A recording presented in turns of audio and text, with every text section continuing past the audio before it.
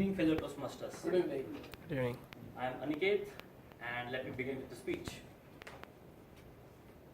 When was the last time you did something for the first time?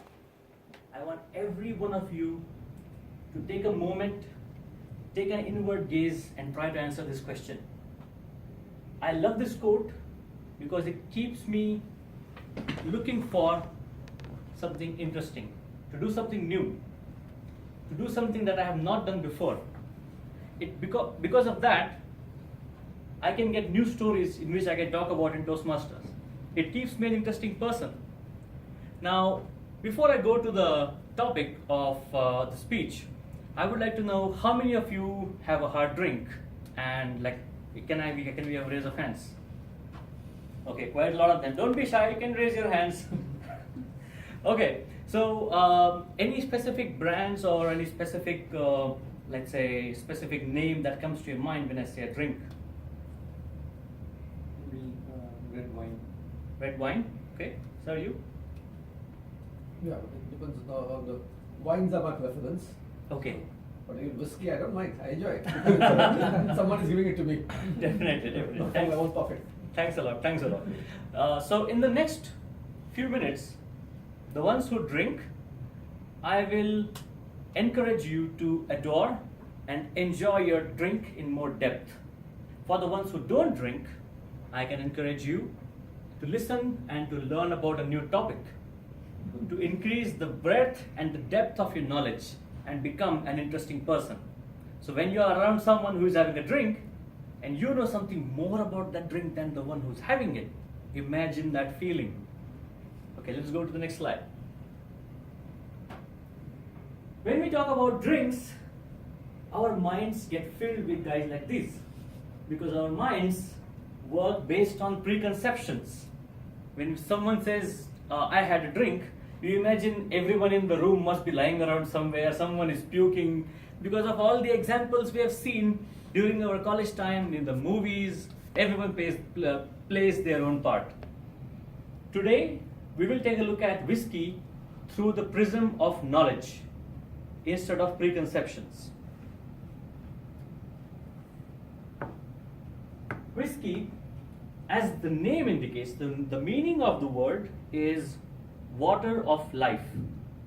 It was created by monks who were roaming around doing experiments, and they invented this spirit. It was embraced by the Scottish people. That's why the name Scotch. Someone says whiskey, you think Scotch. It was also tried by Americans who had their own brands of whiskey, different tastes, and Japanese also were left behind. They tried their own. But don't think that India is left behind in this race. Around 60 years ago, right, like 60 kilometers away from this place, there is a brand, an Indian whiskey brand. Does anyone know the name? Amrut. So they have been named as one of the better whiskies. In the top 100 whiskies, their name has also been added. So there is a lot of research that's always going around in the arena. Now there are some specific details, like I don't want to go too much in specifics, but when you say whiskey, if it is WHISKEY, it's coming from America. If it is WHISKY, it's coming from Scotland. There is a big difference. Ask the Scottish. If you want to find a Scottish guy bent out of his shape, just call whiskey in a different spelling, and they will be all really furious with you. There are a few more differences in which the whiskeys are made. For example, it's made out of corn in America, where it is made from malt in Scotland. It is enjoyed on the rocks for the American whiskey, and it should be tried neat on the Scotland whiskey. Now that's another preconception that we have. When you take a glass of whiskey, we add so many things to that. You add some soda, you add some ice cubes to dilute the taste. But the best way to have a whiskey is neat if it is Scotland. If it's coming from American, then you should add some ice cubes. And there are reasons for that as well. Because the best way to introduce a whiskey to you or introduce your palate to a whiskey is You take the glass, you smell it the first time. The first time what you smell is the alcohol. You smell it again. Now your brain knows about the alcohol. It's like take it away, it'll filter it out. Now you can smell the woody flavors. Smell it again. Now you can filter, you can smell the buttery flavors. So your nose is the first organ which is satisfied by whiskey. Then you gulp it, but you don't drink it directly. You need to swirl it around. For all the women in the room, you will be surprised to know that women have 20% more palate as compared to men, which means they can drink or they can enjoy their drinks in a much better way. Now, introducing Marianne Barnes. Now, she is a master whiskey taster for one of the whiskey brands. What does that mean? It means she gets paid to have whiskey every day. Isn't that a dream job? But it's not as simple as it looks. The grass is always greener or wetter on the other side. Because a drink, a whiskey, has more than 250 ingredients.